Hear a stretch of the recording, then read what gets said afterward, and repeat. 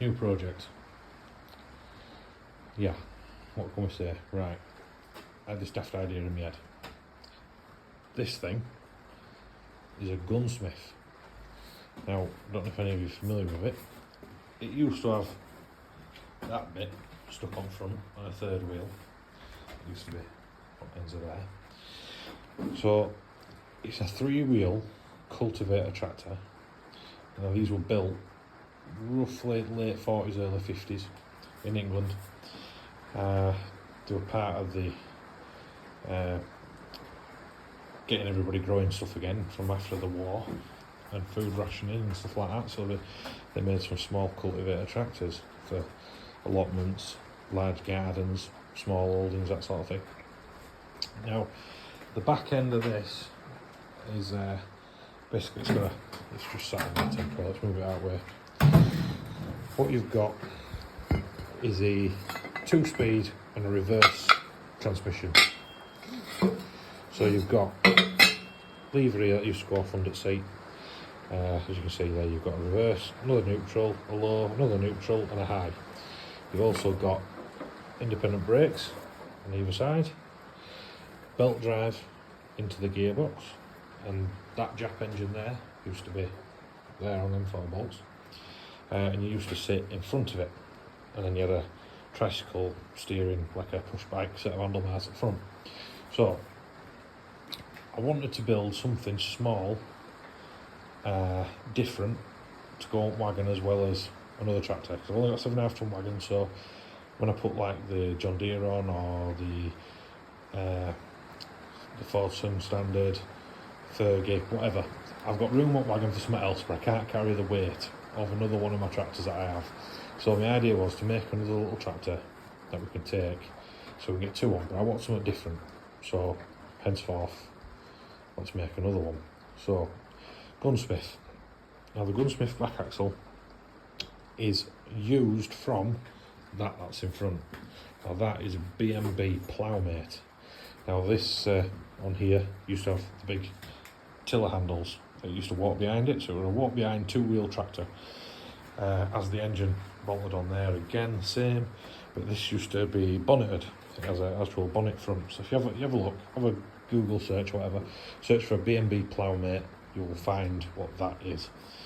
And like I say, the gearbox on that was used to make one of them. So we've got 2 identical drive lines, identical 2-speed gearboxes with reverse, both belt drive, both on the same size wheels, which these are going to get replaced because the tyres, you can't get the tyres. You cannot get tyres that size anymore. As you can see, they're knackered. So we're going to cut the centres out, weld some different wheels on. So my idea is to make it articulated steer in the middle, 2 engines, 2 gearboxes. You drive it from the back one. We're going to modify some sort of steering box to make it pivot steer. The idea is somewhere in the realms of there will be a seat, you'll have a steering wheel, your feet will go off to either side, the engine's going to be still there, but we're going to use a modern Honda type engine, which is obviously a lot lower, like what I used on the Wheelhorse 4 engine build, which again, if you look in the links down there, you will find it. We're going to put one of them there, we're going to shroud it in with a nice little box, which the seat will be mounted on top of as well. Then, like I say, pedals either side, clutch, brake. Clutches will be linked together by cables. Brakes, we've got 2 rods there, if you see them sticking up there, they go to the independent brakes on this back tractor. We're only going to have brakes on the back, because I don't see no benefit of having brakes on the front. Now, when I've cut the front end off this to just get a rough idea, this is the front end. There were another bar in here which had the spindle straight through the middle there for the 3rd wheel. Obviously you get clutch pedal and your brake pedals here. So obviously that's got a nice shape to come in. So what I'm going to do is I'm going to trim that up and trim these back so we get back to where it's straight here, and weld that back on and try and make it as short as possible so we get that centre pivot as close to the centre line of the back axle as I can, because obviously the closer it is to the centre, the easier the steering will be, because we'll be pivoting on a centre rather than arcing, if you know what I'm saying. So obviously we need that pivot as close to the back end as possible. Obviously it needs to pivot left and right, and it also needs to rotate, does the front half independently to the back half, because if you're on uneven ground, you're going to end up with one of the wheels coming off the floor. So I've got a nice and easy idea in my head for what I'm going to do with that. When I get to that point, I'll post another video showing what we're going to do there. But yeah, I'm going to try and keep everything as simple as possible, absolutely simple. You know, that's the clutch tensioner for the back gearbox there. So obviously we're going to have engineer, belt drive into the gearbox there, all covered up underneath your legs, so it'll be all nice and neat. Same up front one, but obviously the front one's going to have a bonnet, the back one's not going to have a bonnet. It's going to have wings, which the gunsmith had, which are, you know, they're only little quarter wings, but the wings nevertheless. And then I'm going to try, if I can, make my own PTO for the back of this. That'll be belt driven. We're going to pick up drive, because obviously the belt pulley is there for the back axle. So I think if I can pick up drive, run that on 2 V belts, get away with this flat belt, run 2 V belts, one for to the engine, and then one coming down, probably the inside belt, that'll run down here somewhere, down there, with a tensioner on it. Then I've also got a right angle little gearbox that we can mount underneath to make a PTO come out the back, because this needs some sort of sense of purpose. You know, it's all well and good being a little 4-wheel drive Arctic steer tractor, but what use is it? So I have, I'll show you,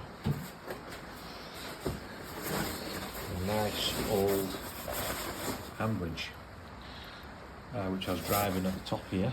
So if you lay this down at the side, we might be able to get a nice little winch on the back of here, so it'd be a nice little Arctic steer 4-wheel drive winch tractor, which, you know, give it some sense of purpose.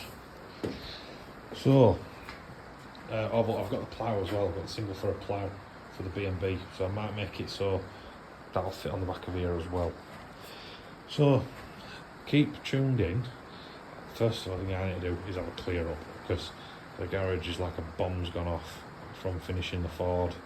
There's just crap everywhere, so I need to have a good clear up, get these on the stands, get the wheels off, and then have a look at where we need to be with getting the front end back on this, measure up where engine's going to interfere, and then concentrate on a pivot so we can get it actually on 4 wheels, pivoting and holding itself straight before we go anywhere else with it. It's not going to be a rush project like most of my stuff that gets done in the blink of an eye. I don't know when this is going to be done. I've got no target time. It's just going to be as and when.